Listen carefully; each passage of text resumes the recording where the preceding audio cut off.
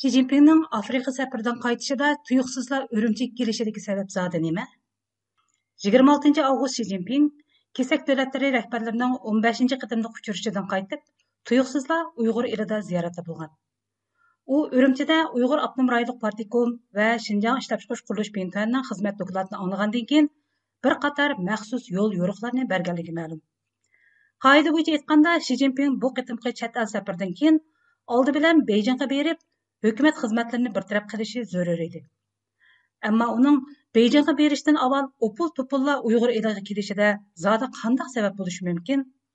Xitoy boshqarishidagi Tangirtaq to'rining 27 avgustdagi xabardan qaraydigan bo'lsak, Xi Jinpingning bu qitimliq Şinjan ziyaratining sababsiz bo'lmaganligini bayqaymiz.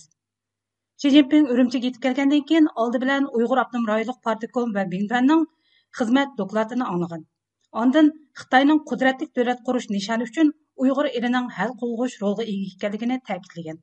Shundaqla Xitoy Kompartiyasining atalmish Şinjan xizmatiga bo'lgan talabining intayin aniqligini, ya'ni bu talabning yanada muqimlik va bexatarlik bilan zich bog'langanligini o'tirib qo'ygan.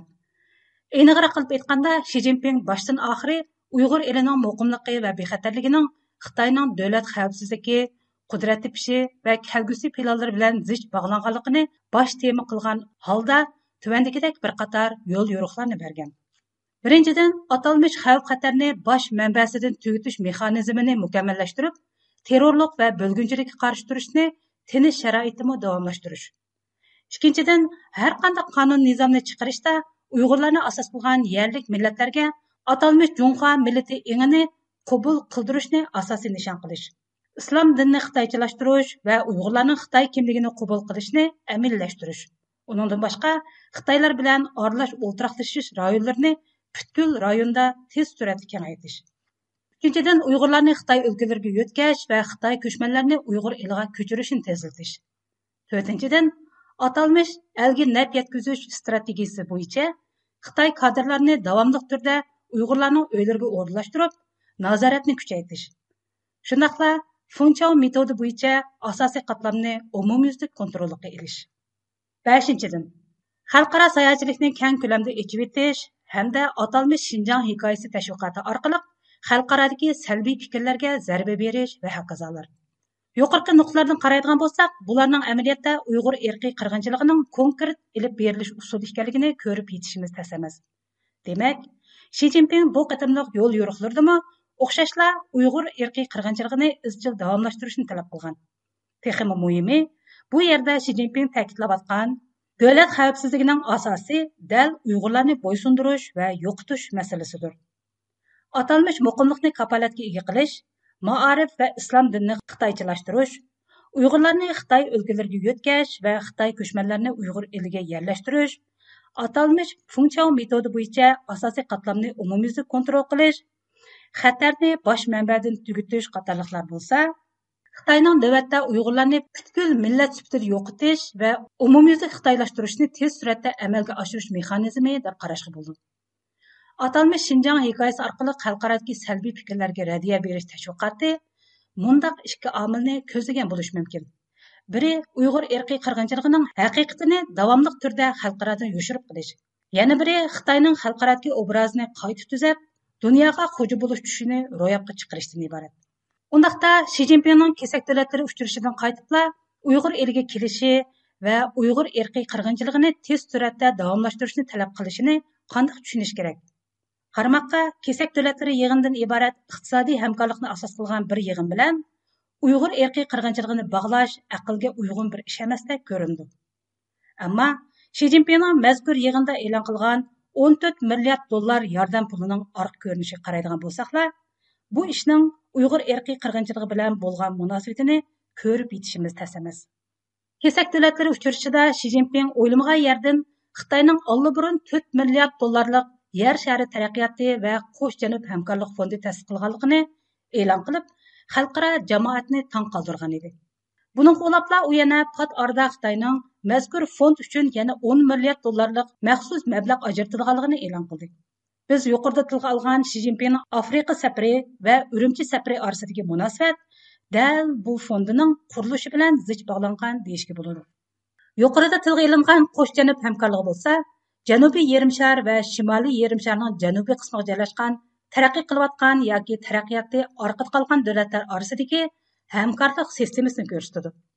Bu hamkorlik sistemasi 1974-yili Birlashgan Davlatlar Tashkiloti tomonidan mazkur rayonlardagi davlatlarning taraqqiyotini ilgari surish uchun qurilgan. Janubiy Yerimshar asosligi Janubiy Osiyo, Indoneziya, O'rta va Janubiy Afrika, Okeaniyaning ko'p qismi, Janubiy Amerika qit'asi va Janubiy qutbdagi rayonlarni o'z ichiga oladi. Xitoyning atalmış bir belbaq, bir yo'l strategiyasiga mazkur rayonlardagi davlatlarning mutlaq ko'p qismi a'zo bo'lgan.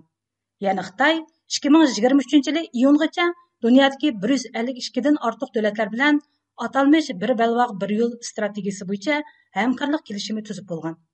Shundaqla bu davlatlarning ko'p qismi yuqorida tilga ilingan qo'sh janub hamkorligi ichidagi davlatlar hisoblanadi. Bu ahvollardan qaraganda Xi Jinpingning mardlik bilan 14 milliard dollarni yer sharining taraqqiyotiga atib etishi do'plikdan yoki bo'lmasa obro'yparastligini qondirib olishni maqsad qilganligidan emas, balki xalqarodagi mutlaq ko'p nomrod davlatlarni qarz pul bilan Xitoyga bog'lash orqali g'arb demokratiyasini yer yuzidan yo'q qilib, dunyoga xo'ja bo'lish nishonini amalga oshirishni nishon qilib tikilgan do deyishga bo'ladi. Atalmış qo'sh janub hamkorligi ichidagi bu davlatlarning Xitoyning bir belbaq, bir yo'l to'siqiga tushishi Uyg'urlarning texmi tez suratda irqiy qirg'inchilik bilan yo'qotilishiga sabab bo'lganligini mazkur davlatlar aslo xayolga keltirmasligi mumkin. Ammo reallik shuki, Xitoyning atalmış bir belbaq, bir yo'l plani yo'lga qo'yilganda, Uyg'ur eli mazkur planning strategik markazi qilib bekitilgan. Mazkur plan bo'lsa, Xitoy ichida Xitoyning dengiz yoqasi rayonlari bilan Uyg'ur elini temir yo'l, tosh yo'l va havo yo'llari orqali tutashtirishni. Xitoy sirtida bo'lsa, Xitoyning dengiz yoqasi rayonlarini atalmış bir belbaq, bir yo'l kelishimiga a'zo davlatlar orqali Uyg'ur eliga tashqi jihatdan bog'lashni nishon qilgan. Shunday bo'lganda, Xitoy dunyo davlatlarini iqtisod, siyosat va ideologiya sohasida umumyuzlik tizginlash maqsadiga yetadi. Ya'ni bu orqali G'arbning 2-chi dunyo urushidan keyin shakllantirgan demokratik dunyo tuzilmasini vayron qilib, o'rniga atalmış Xitoycha alaylikka ega yangicha sotsializm nomidagi mustabid dunyo kun tartibini turg'izishni atalmış Xitoy tushining reallikqa aylanishi deb qaraydi. Demak, yuqorqi maqsadlarga yetishda Xitoyga to'salg'i bo'layotgan ikkala omil bor bo'lib, uning biri Uyg'ur irqiy qirg'inchiligining haqiqiy mohiyatining oshkorlanib ketish xavfi. Yana biri Amerika boshliq g'arb dunyosining Xitoyning bir belbaq, bir yo'l planini vayron qilish xavfidir. Bu vajidan Uyg'urlarni tez suratda irqiy qirg'inchilik bilan yo'qotish va bu jinoyatning oshkorlanmasligi Xitoy uchun jiddiy zaruriyat hisoblanadi.